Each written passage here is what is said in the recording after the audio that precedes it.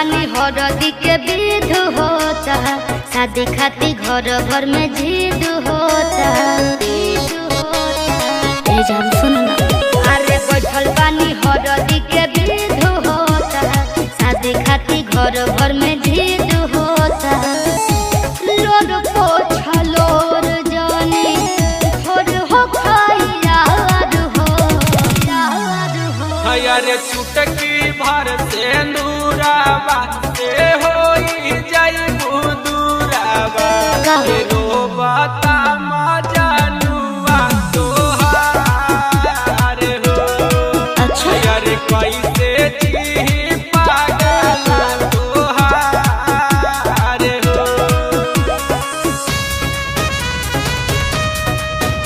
अरे कैसे जी पागल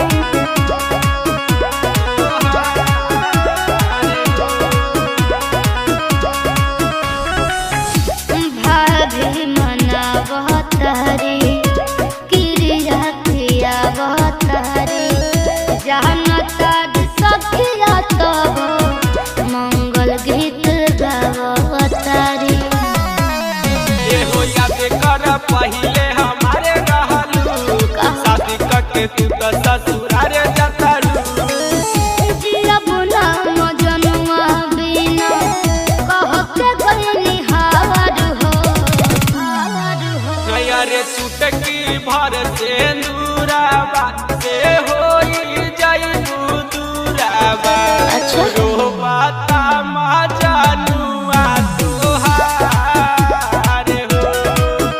अरे कैसे जी पागल तोहार हो।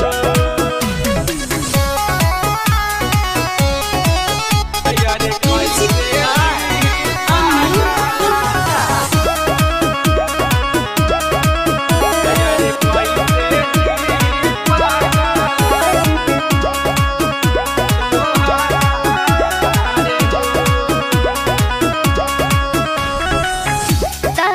बाकी पगली तोहर असरवा में आगे मुँह देखा जई हो हमारा रे मड़वा में। के तेरा सिले से तू लभे गइलू धोई के ससुरवा तू सब जइबू। जान बोल कैसे तोहके छोड़ी ससुरार हो। अरे चुटकी भर से नूराबा से होई जाई दूराबा। अच्छा रोबता मजनुआ तोहार हो। अरे कैसे जी पागल तोहार हो। अरे बैठल बानी हरदी के विध होता, शादी खाती घर भर में जिद होता।